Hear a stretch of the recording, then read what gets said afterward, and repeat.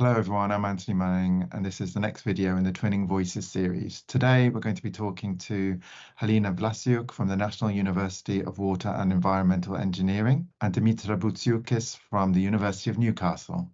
So thank you for joining me today. I'm going to start by asking you to explain a little bit about your universities for people who aren't aware. So maybe I can go to Halina first. Okay, thank you so much. The National University of Water and Environmental Engineering is located in Rivne region. It's northwestern part of Ukraine. And we are the one of the oldest engineering universities. It was established in 1915, and we have a long history of teaching, educational and research experience and excellence. And also we provide engineering wide range of engineering expertise to public government, to public bodies and to private companies. We also try to ensure the thriving environment for our students and for our academics and research staff as well. We're also one of the largest universities in western part of Ukraine and the largest in Rivne region. The university consists of 9 research institutes and 5 training and consulting centers and 5 colleges. We have about 13,000 students. And we also offer 129 degree programs, bachelor's, master's, and PhD programs for our students. And we also have doctorate studies as well.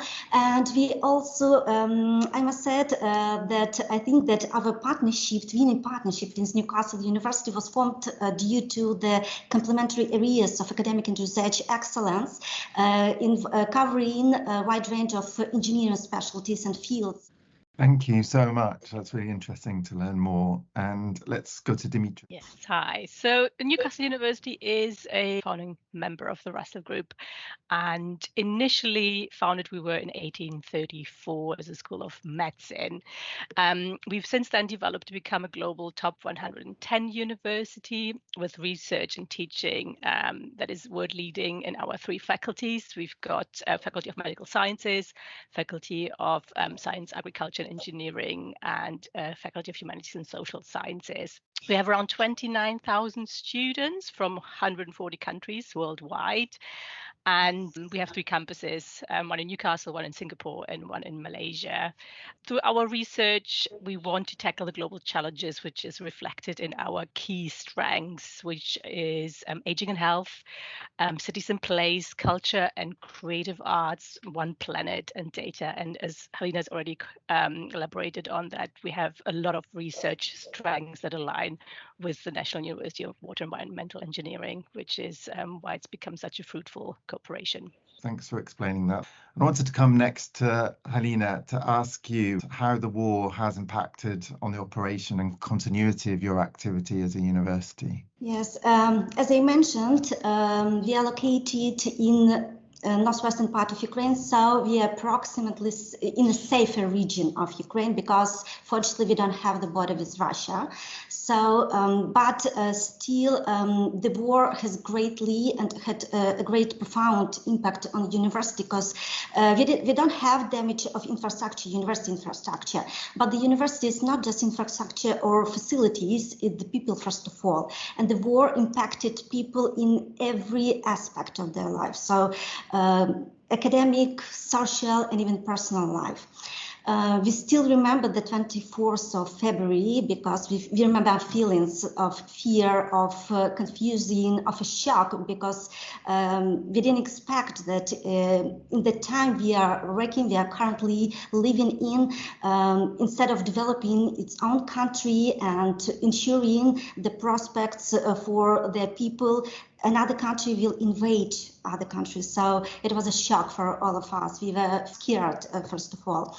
And it actually, the first year was the hardest of the war because we were building up our behaviors. We are building action plans how to resilient within the university and within the community.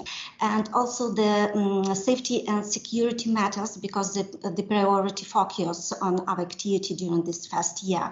So we tried to ensure, first of all, the safety. We have, for now, we have shelters in every academic building and in every student dormitories to ensure the safe continual work and studying process. Another shock was how to keep people safe and how to keep psychological wellness for students. So we organized the psychological service within our university and provided help not only to our students, but also provided support to the people who were forced to flee to Rivne region. We host the Mariupol Medical University at our academic buildings, and I'm very proud of our students, of our staff, because we really help, and they really help to all the people who come here, and also to our armed forces. So we are now more united as even never before, actually. Yeah, that's an amazing story of resilience and innovation that you've described. Thank you for sharing that with us. And I wanted to come to Dimitra and ask, how did you become aware of the twinning process and what made Newcastle really want to get involved? Well, Newcastle University has a long-standing commitment to offering opportunities to people fleeing violence and persecution. So, for example, we joined CARA, the Council for Risk Academics, in 2013-14.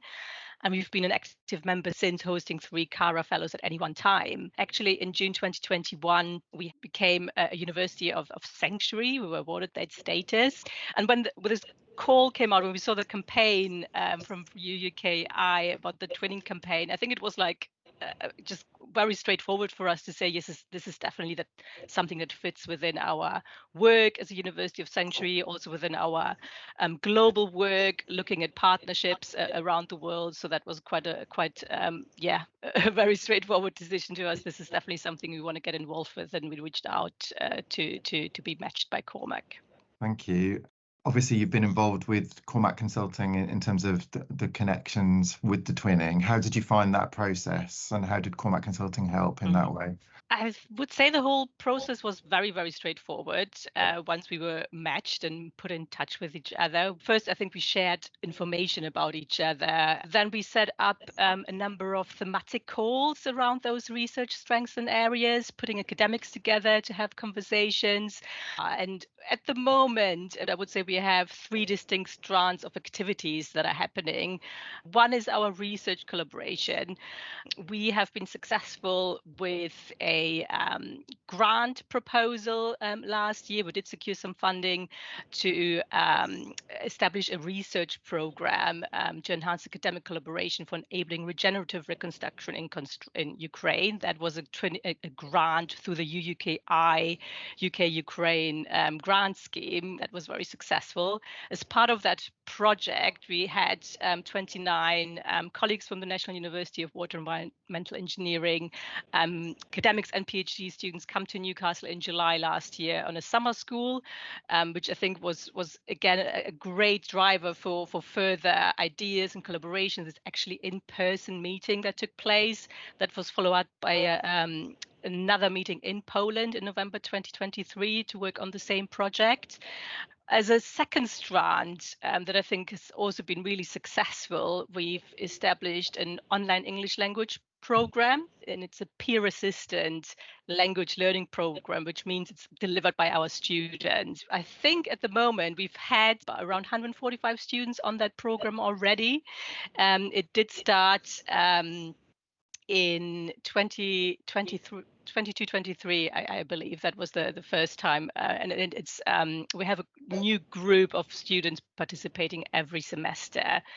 And because it's been so hugely popular with students, we've then also expanded it to academic colleagues. And I think that's something that's going to continue as well. Finally, our third strand at the moment is a student exchange program. We have had 18 students from the National University of Water and Environmental Engineering come to Newcastle. I think this is another great area of collaboration. Of course, we waive tuition fees as with any other exchange partnership that we have, but we also provide a scholarship for the students to be able to cover travel, accommodation and living expenses. And it's a really enriching experience, I think, to have those students on campus, and we hope to be able to reciprocate in the near future as well and send our students to our partner. Fantastic, thank you. Halina, from your perspective, what would you say are the biggest areas of impact that you've had through the twinning arrangement so far? I think we have three main strands of impact: research, then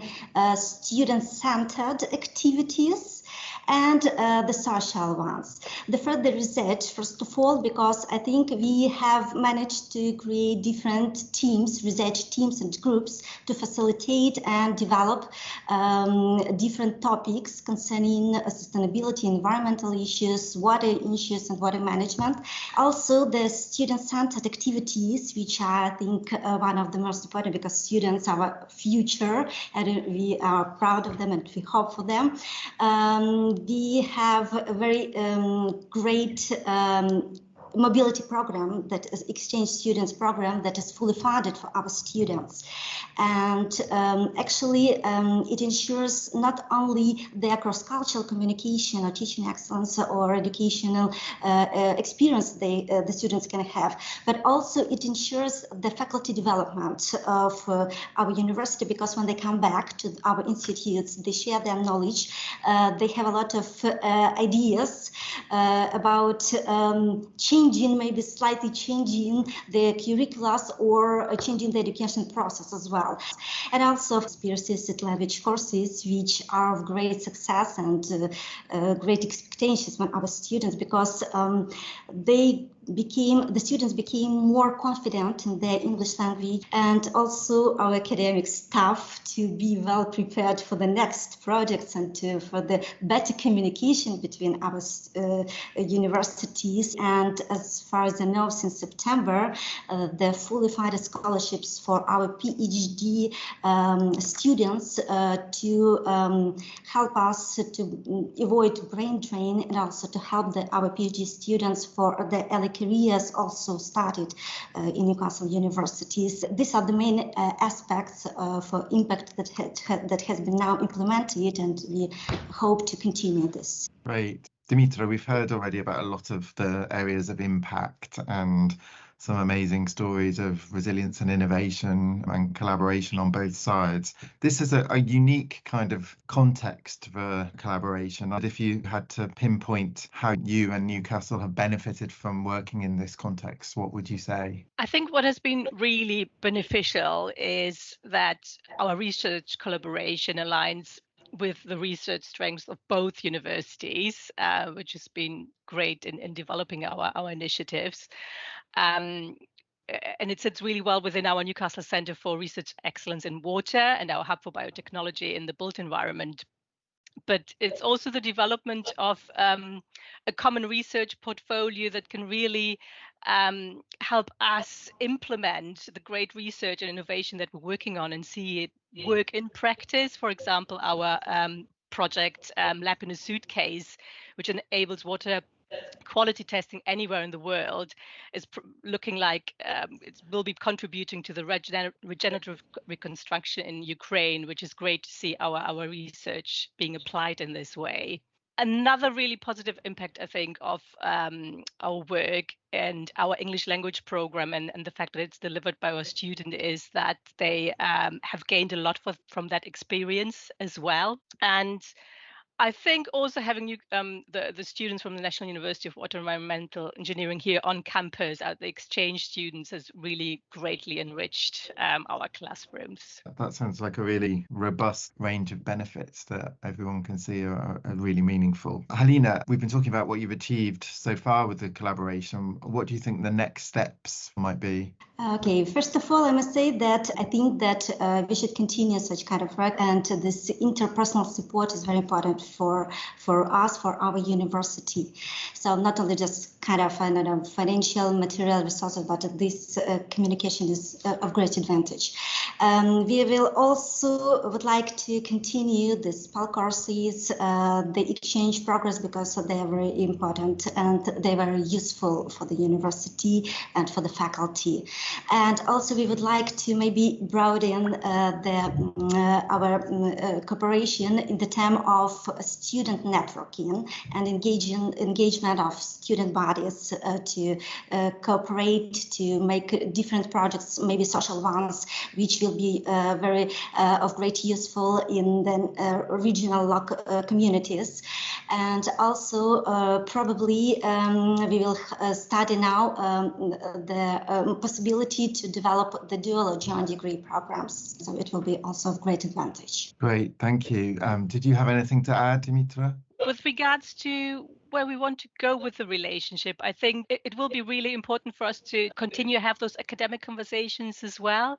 We have this great area of focus at the moment, research folk, but there's so much more I think that we can do. So I think putting more focus on perhaps connecting further academics and identifying further areas of research collaboration would be one of our next steps. Great, thank you. One of the ambitions of these videos is to spread the word about the great work being undertaken. And I wondered what your advice would be to other universities in the UK or overseas who might be considering this kind of twinning with a Ukrainian institution. I think for our twinning process, it has been particularly helpful to have those internal structures already in place. So I think as next steps, we're also going to be looking at a cross-institutional working group, which I think is also something that can help develop a twinning partnership like that.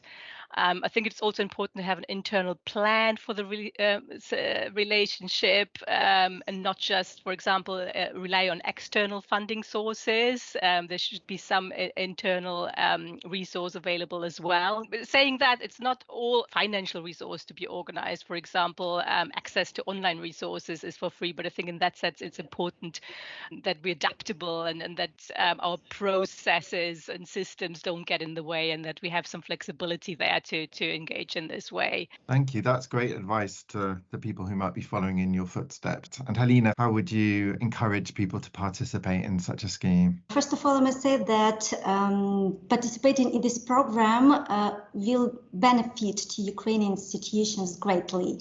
It improves the high quality of education and also can improve the global international strategy and international alliance of the university. For example, we are cooperating with Newcastle University, which is really global university.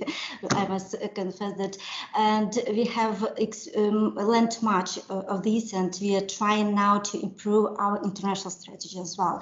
And also, I think all Ukrainian institutions have to be very engaged. The staff of the university have to be engaged in the process of twinning initiatives. So in order to continue the partnership, in order to develop it, not just staying at the same points. And the monitoring of the actions and the achievements is also important. And I think we are lucky to have great communication with Newcastle University and also with Karma Consultancy Group, who is assisting us. So the communication on different levels, interpersonal levels, region faculty levels, and the great communication channels and quick response to it is also one of the success for developing the twinning partnership. Thank you very much. And thank you both of you for sharing your really emotive, impactful stories, which I'm sure everyone will benefit from. We wish you all the best for your next steps. And of course, Slava Ukraini. Heroyam Slava. Thank you so much. Thank you. Thank you.